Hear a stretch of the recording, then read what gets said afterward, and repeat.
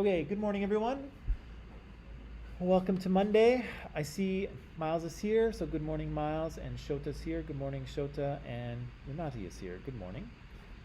So, I think, yeah, this is where we were. So, on Friday, we kind of were coming to the point at the Soviet Union where we're going to hit pause, okay? So,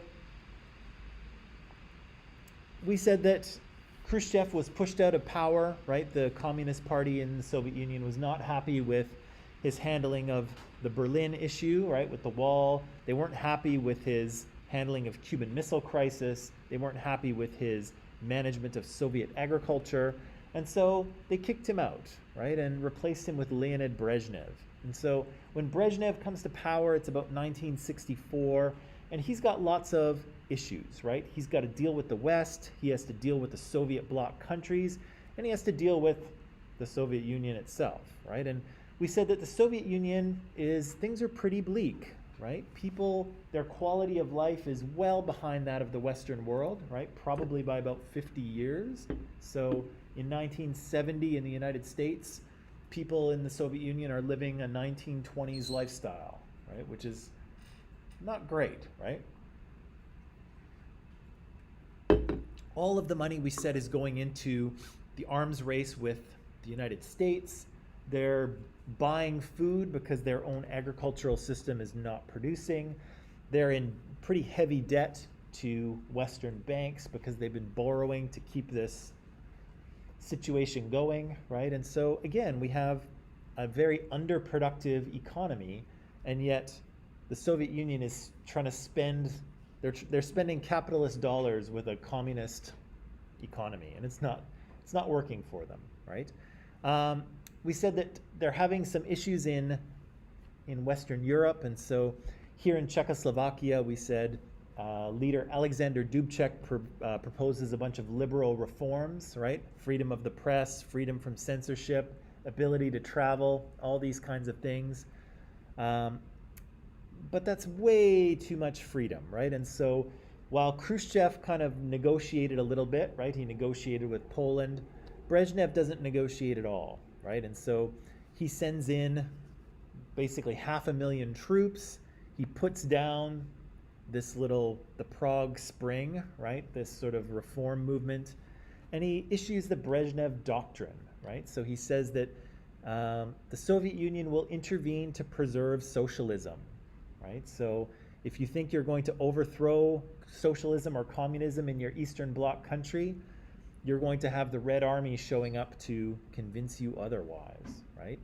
And so we also talked a little bit about Poland and the creation of solidarity, right? So in response to worsening economic conditions, the Gdansk shipyard workers strike, they create a union, and then,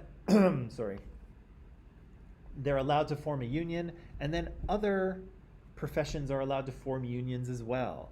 Then all the unions collect into one big union, and they're able to negotiate basically on behalf of the workers of the country, right? So this is unbelievable, and I don't know if the Polish government thought that this would happen, or if they just didn't see it coming. But either way, this solidarity union becomes incredibly powerful, right? Again, imagine Yoya is a representative for 40% of the workers in Canada, right? He can push for some major reforms, right? He can get the government to do things, because if people don't show up for work, if 40% of people don't show up for work Monday morning, the whole country is going to get shut down, right? So a lot of power is within solidarity. And so for a while, they're able to negotiate with the government and get some concessions, but unfortunately, they're going to sort of push it too far. The Communist Party is going to get a new party secretary, Jaruzelski, and he's going to say enough of this stuff, and so he arrests the Solidarity leaders, throws them in jail, including Lech Walesa here, and makes Solidarity illegal, right? But we'll come back to that. I asked you to read this on Friday, and you did, and you told me that the Chinese and the Soviets had kind of gained a fairly strong relationship, right? They're both communist countries. When China becomes a communist country in 1949, the Soviet Union, I believe, is the first country to officially recognize it, right? Because the Soviet Union is only too happy to have more communist nations, in their, on their team, right? But by the time we get to sort of the late 1960s or 70s, that relationship has kind of soured, right? So Mao in China wants to be seen as kind of a leader of the communist world. He wants to kind of make his own policy, and he's kind of resentful of the fact that a lot of their weapons tech is coming from Soviet Union, but also that Mao has been asking for assistance to develop nuclear weapons, right? And the Soviet Union is not helping out, right? And so we read in the text on Friday there were some border skirmishes, right? There's some shots fired either way. And again, that relationship kind of drifts apart. And the Americans are only too happy to snuggle up to China because, again, this is a communist nation that used to be kind of tied to the Soviet Union, now kind of drifting away, right? And so the U.S. finds an opportunity to make the enemy of their enemy their friend, right? Which they attempt to do. Yeah. So talked about the Helsinki Accords. There's 3 pieces to them. The confirmation of Eastern European borders. There's a principle of non-intervention. I don't think we talked about that. Cooperation in economics, science, and technology, and a recognition of human rights, right? And so both the U.S. and the USSR get some of the things they want out of these accords,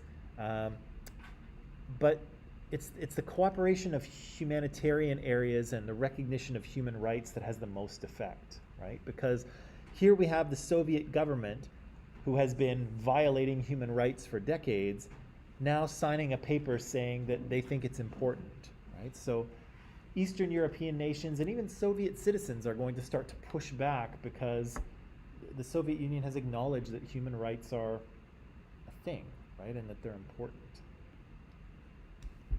We said that the Soviets invaded Afghanistan, right, in 1979. They were trying to support a communist or Marxist government that was kind of their ally. And we said that they're going to kind of get stuck there for about 10 years, right? It's a war they can't win. Afghanistan is very mountainous and very rugged. There's lots of individual warlords that you have to defeat. It's not just one supreme commander. And the Soviets find that they just can't do it. They can't make any headway, right? And to some degree, I think the Americans were like that because they're pulling out of Afghanistan as we speak again, right? So nobody who goes into Afghanistan seems to be able to conquer the place. But the Soviet Union doesn't do it either, right? And so again, they roll in December of 1979.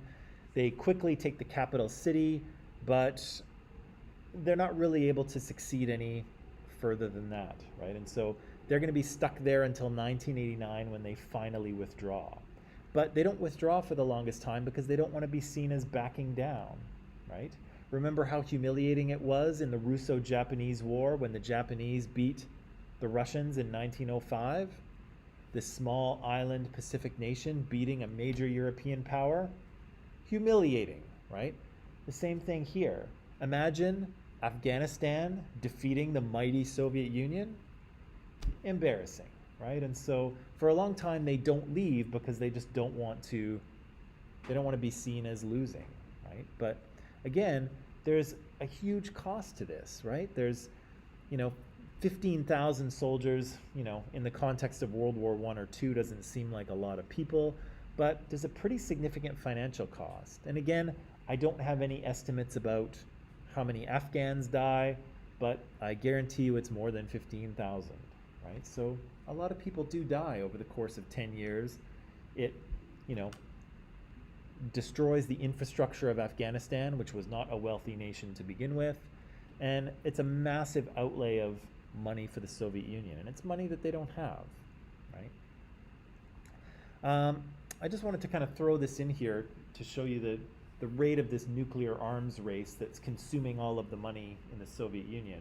And you can see here, this is their nuclear stockpile. So kind of at their peak, both of these countries are running about 35 or 40,000 nuclear weapons each. That is insane, right? Can you imagine the destructive power of 40,000 nuclear warheads?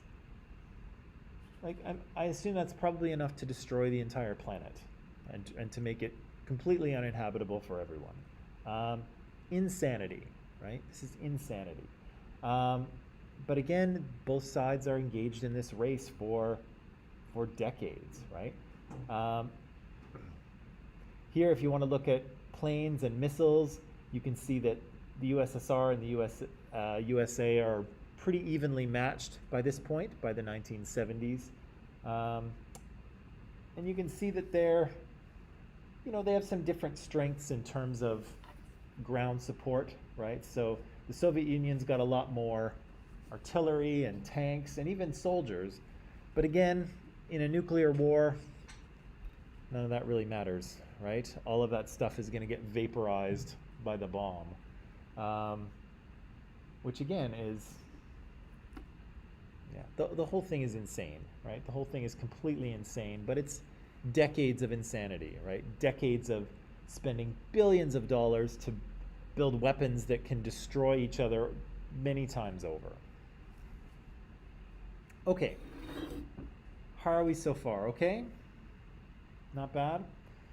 So I want to press pause on Soviet Union for just a little bit. I want to come back to it because, of course, we're right at the point where Mikhail Gorbachev is going to come to power.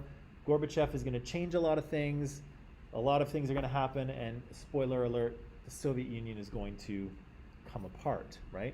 But before we get into that chapter of the story, I would like to take a few days to look at China. And again, China is something that, in Western history textbooks, I think it's often neglected because really up until the present day, the U.S. the U.S. and Canada don't have a lot of real interaction with China, right? China is kind of off in its own world. It's kind of a closed society in some ways, or a closed country for a lot of its history. And only recently has it become kind of a major manufacturing country, one that's involved in global trade. And now it's a country that's impossible to ignore. But for a long time, the West did ignore it. But we're going to spend some time looking at where China comes from in terms of its 20th century history anyway, okay? I'm guessing some people in this room have studied the history of China before, probably, right? And I'm guessing maybe other people have not, but we'll see how this goes, right? And it'll be interesting to see as well, if you want to let us know, how, this is always interesting, is that, history can be taught from multiple perspectives, right? So here we're going to hear about China kind of from a Western perspective, but it'll be interesting to see where it conflicts with your what you know and what you've been taught about Chinese history, right? Because there's a different perspective, right? Different things will be significant. Okay, so I have some stuff for you to read, but I just need 2 minutes to put it together. So can you time out for 2 minutes? I'm just going to put this together and then I'll provide it to you. Okay, so take two. Take two, and I'm gonna do this.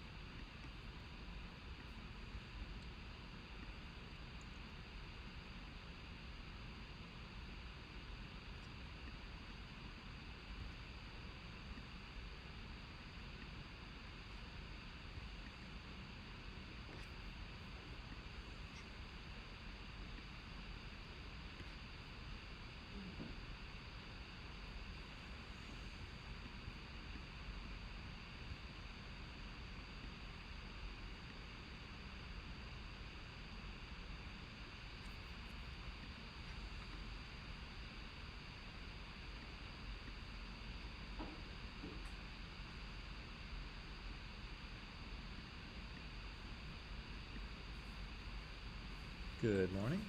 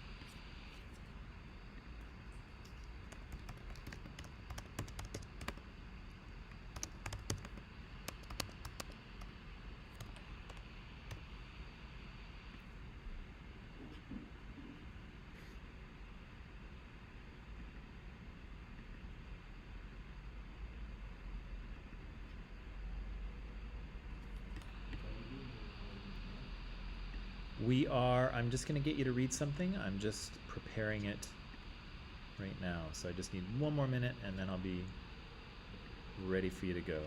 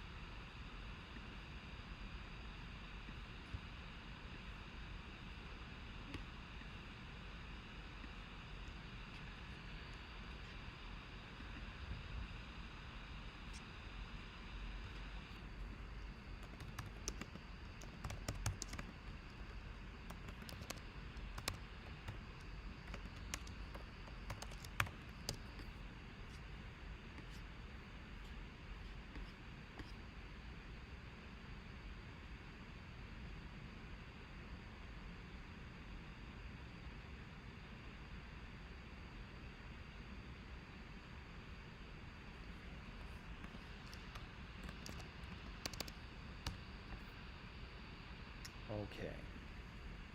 All right, so what you'll be looking for in Microsoft Teams is Global Forces, page 101 to 108. It's not a full 7 pages, so don't panic. And then there'll be some questions at the end. I want you to do questions 9 and 10 and 11, okay? So I will turn you loose to read that, and I'll put some time on the clock here. I'm going to put 12 minutes and we'll see how that goes, okay? So I'll turn you loose, read that, and then we'll talk about what we've read, okay?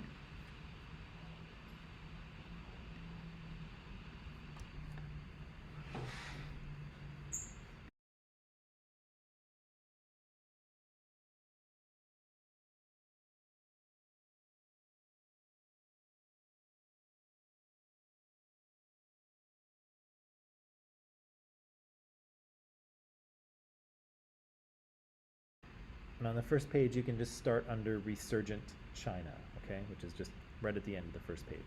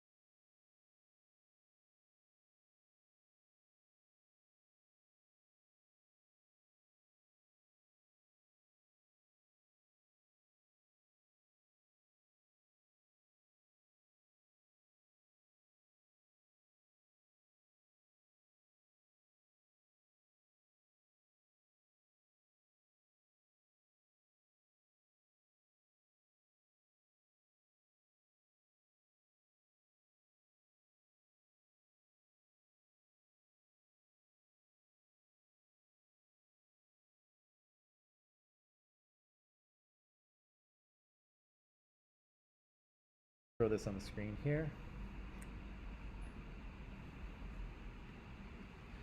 Yeah, so this is kind of the part of China that we're looking at here, right? So the extreme kind of northeast. And yeah, Japan, we said was, well, at one point Russia was interested as well, right? So Russia and Japan, and maybe not so much China at the moment, but they're interested in Manchuria because it's got a lot of natural resources, right? There's lots of good mining deposits, there's timber, there's coal, there's all kinds of things that an industrial power needs to fuel their economy, right? And right now, Japan is trying to industrialize. And so Japan is a small nation, right? There's not a lot of natural resources there. And so the Japanese look at Manchuria and say, that's what we need right there, right? That's what we need to fuel our industrial process. And so, yeah, they're going to try to, well, they're going to occupy that territory, right? And they're eventually going to get into a conflict with Zheng Jixi, right? We see that the League of Nations is going to be involved, right? Does the League really do anything? Is the League of Nations able to kind of do anything in terms of this conflict between China and Japan? Not really, right? It's actually pretty sad, right? Because they mention in the textbook that Zheng Jixi is busy fighting with Mao's communists at the time. He doesn't have time to deal with the Japanese, so he says, please, League of Nations, help me out with this, right? And the League of Nations come in, they write a report of all things, right? And they say that even though Japan started the whole thing, that Japan should have some claim to northern China, right? The Japanese don't really like the report. They leave the League of Nations. The rest of the League isn't really too interested in doing anything anyway. And so nothing happens, right? So it's kind of an embarrassment for the League of Nations. But we see Japan kind of occupying that part of China kind of during the Pacific War, right? 1937 or so. We see Mao and Zheng Jixi are fighting a civil war in other parts of China. We hear about the Long March, where the communists kind of escape Zheng Jixi nationalist forces and manage to march their way to safety. And then, of course, once World War II starts, everything kind of gets paused. Okay, so Zheng Jixi, I think, is this when he flees to Taiwan? No, I think that's later. Anyway, the whole thing kind of gets paused for World War II, right? And then once World War II is over, we'll be back on a civil war conflict between Mao's communist and Zheng Jixi's nationalist forces. Okay.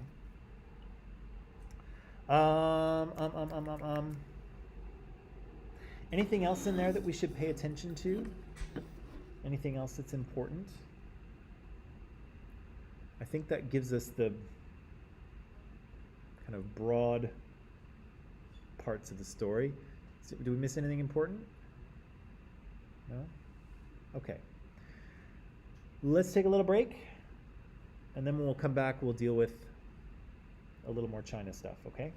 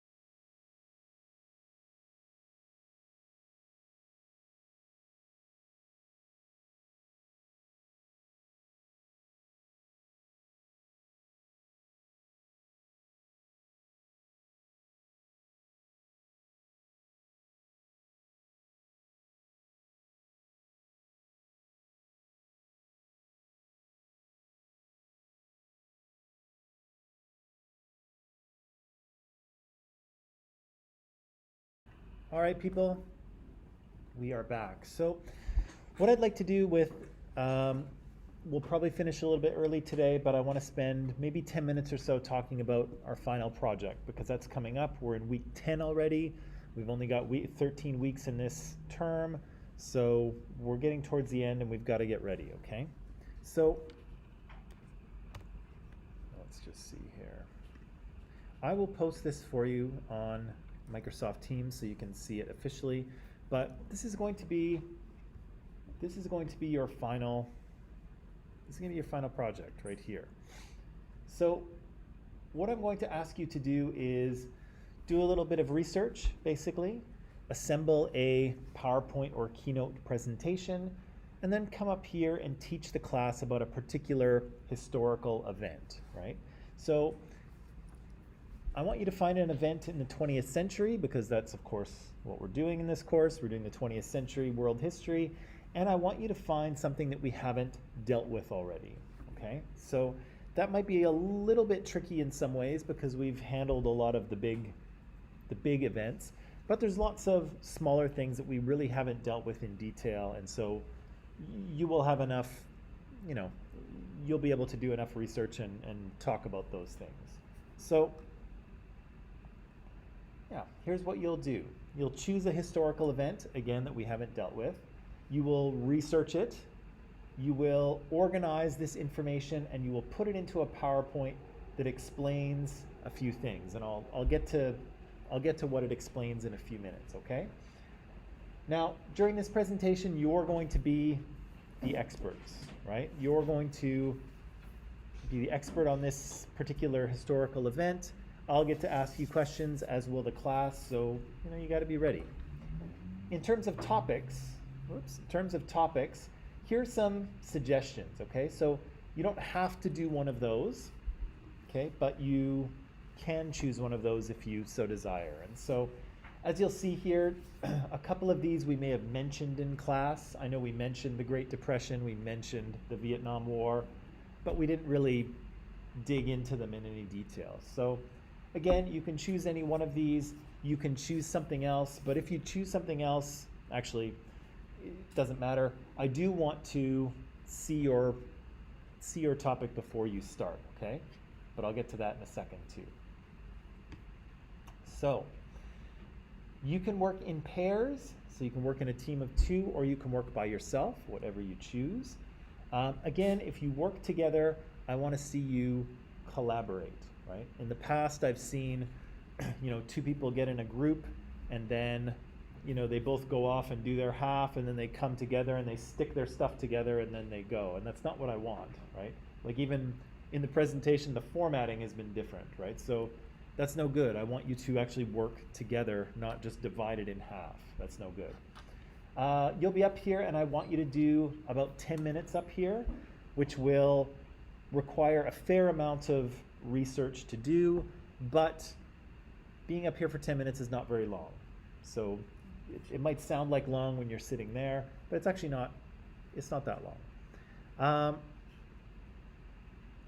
Again, for your PowerPoint presentation or your Keynote presentation, I want some text in there, so I want some words, I want some images. No videos, please. I want to hear you speaking. I don't want to watch a video. If I wanted to watch a video, I'll just go on YouTube, right? So no videos. And I also don't want you to just get up here and read your slides, because that's boring. You have to be able to talk about your topic, reasonably off the top of your head, right? Your slides can kind of help you remember what you want to say, but I want you to say it, okay? So, I keep going the wrong thing. I would like you to decide on a topic by Wednesday, okay? Beginning of class Wednesday. So Wednesday I'll check everyone's topic. I'll make sure that it's a good topic and that it will probably work for you. So I will give you some time. You can do some research on your own tonight. I'll give you a little bit of class time tomorrow to attempt to find something, and if you want to ask me questions or run it by me, then I can be here to give you the thumbs up or the keep looking, okay? And then the assignment itself will have 3 parts. And so I'll need you to come up with at least 6 trustworthy sources. Okay, so we'll talk about sources and how to deal with them and how to determine if they're trustworthy. We'll deal with that tomorrow. You'll do the presentation part, right? And I'll grade you on that. And then there'll be a peer feedback. So as you're presenting, the audience will ask questions and you'll submit those questions to me. So the presenters won't have to answer those questions, but you will be writing questions and telling me what you've learned in a separate document, okay? In your presentation, I want you to do this. I want you to give historical context. So if you're talking about the Vietnam War, for instance, what's kind of happening in terms of broader historical trends, right? How does the Vietnam War fit into the rest of world history, right? We know it's part of the Cold War, but you would kind of describe that, right? So yeah, what's happening in the world and how does what's happening in the world affect your event? B, second part, important people and developments. So what actually happens, right? Tell me the story of the Vietnam War, for instance. How does it get started? How does it progress? How does it end? What happens in the course of that event? And then finally, historical significance. So why is this an important historical event? Why should anyone pay attention to it, right? Why should people learn about this historical event, okay? So you'll include those 3 things in your presentation, or you'll use them to structure your presentation. You'll do your feedback, and then I will grade it, right? So the sources will be worth 15% of the assignment's mark. Presentation will be worth 75, peer feedback worth 10. And please note, you have to do all parts of the assignment for me to grade it, okay? So you don't get to say, oh, screw it, I don't want to do the sources, I'll just go right to the presentation. I want all the pieces, okay? We'll present there in the last week of class, so August 3rd to 6th, okay? So that gives us about 3 full weeks to get this done. I'm going to provide you with some in-class time, so you won't have to do all of it at home, which I think you'll probably enjoy. Well, if not enjoy, at least it won't be too much of a time strain for you. But that will be the final assignment, right? So it takes the place of a final exam, so it's kind of a big deal. So, you know, if I were you, I would give it the time and attention that it deserves, because again, it's not just a minor assignment, it's the big one, right? It takes the place of the final exam for us, so it needs to be good, right? It needs to be good. I will, maybe not tomorrow, but maybe the day after, I will provide you with a bit of a marking guide so that you'll know when you're up there presenting what I'm looking for, right? What I'm trying to mark, so that you can do those things, right? Or include that stuff. But yeah, that's basically what we'll do. Are there any questions about this assignment right now? I know you've just seen it for the first time, so that might be a bit much, but that's what we'll do. Questions?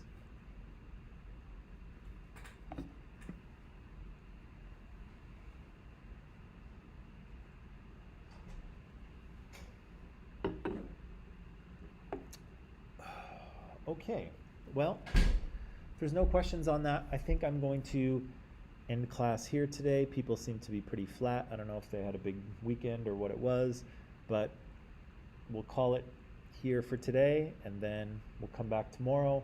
We'll deal a little more with China. We'll talk about credible sources, and I'll give you some time to try to narrow down your presentation topic. Okay? Okay, that's it. Pack it up, and I will see you tomorrow.